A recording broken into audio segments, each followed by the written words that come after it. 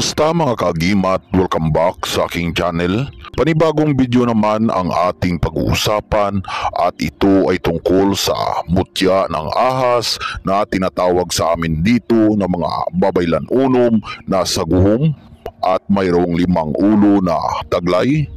At pag-uusapan din natin dito sa video mga kagimat kung ano-ano ang mga taglay na kapangyarihan ng mutya ng ahas saguhom. At ituturo ko din dito sa video kung paano ang tamang pag-alaga sa ganitong sahing sangkap agimat para mas lalo pang lumakas ang kanyang taglay na may kagahong bertudis o kapangyarihan.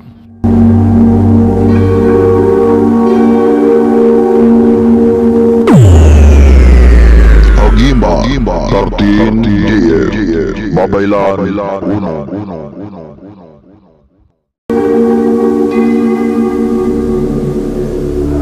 Ang ahas na tinatawag namin na mga babaylan-unom na saguhom ay isang alaga ng mga engkantadong gubatnan. Ang ahas na ito ay mayroong 5 ulo na taglay, pero hindi ito basta-basta na magpapakita sa mga tao dahil nga sila ay maiilap at mga alaga ng mga taglugar o mga engkanto sa mariit na kagubatan. Nagpapakita lang ang mga ganitong sahing ahas sa mga aurang tao na bukas ang third eye at sa mga tao na mayroong mga nakagabay na mga surug at hinuptanan.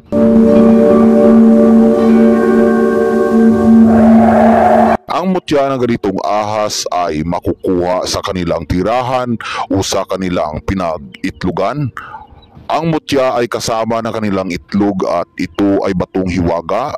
Minsan, ang mutya o trabungkuman nila ay makukuha sa kanilang uluhan na nakapatong. Ang kapangyarihan ng mutya ahas saguhom ay may mabisang proteksyon at depensa sa katawan, pisikal at spiritual mga kagimat. Nagpapalakas at nagpapaliksi ng galaw at may kakaibang bertudis na hindi ka makakaramdam ng pagod kahit gaano man kalayo ng iyong linalakaran. At kapag mabasa ang katawan mo ng tubig ay lalo ka pang lumalakas mga kagimat. May kapangyarihan din ito sa pampaswerte sa kahit anong uri na mga sugal. Kapag gagamitin ito sa sugal ay ilagay lang itong mutya sa pulang tila mga kagimat. Kasabay sa loob ang isulat nyo sa papel na kanyang susi na ritual para sa mga sugal. Ang ritual nito ay isulat lang sa papel at ilagay sa loob ng tila na pula kasabay ng mutya ng ahas ng saguhom at sikrito mo na itago at huwag ipakita o ipaalam na mayroon kang dala na ganyang agimat na pampaswerte sa sugal para ang swerte ay sunod-sunod na kakapit sa imong aura. So ito po ang ritual mga kaagimat na inyong isulat sa papel at ilagay sa loob ng pulang tila kasama ng mutya ng ahas saguhom. Uctis Leviticus Ignum Graciam Alia Loderi Tibin Sirimi Swertis. So yan po ang ritual mga kaagimat. Isulat nyo lang po yan sa papel at tandaan na ang gamitin nyo na pangsulat ay pula na kulay ng bulpen para malakas ang mahikagahom ng orasyones sa swertes mga kaagimat.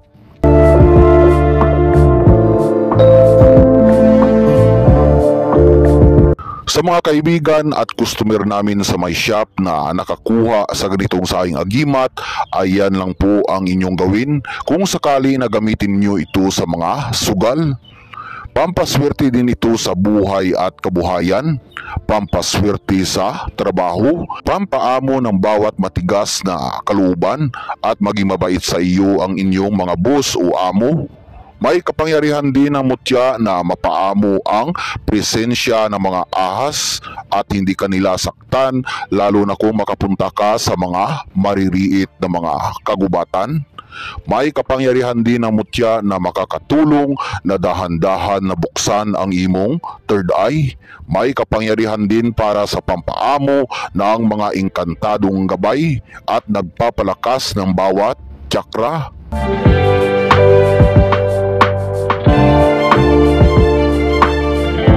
Ang mutya na ito ay wala ding bawal. Kahit saan, ito ay pwede na madala mga kaagimat. Tungkol naman sa pampalakas ng mutya ay pahiran lang ito ng Divine Oil Aura Babaylan Unom sa araw lamang ng Biyernes, at habang nahaplasan mo ng lana ang katawan ng mutya ay sambitin mo din ang susi na orasyon nito para sa pagpagana ng kanyang mahika o kapangyarihan. Sambitin lang ang ritual ng 3 beses at ihip ng pakrus sa katawan ng mutya. So ito po ang ritual na sasambitin mga kaagimat. Ordo sum saguhum binitikum ambictum elementorum ukum asigni habiri ignim.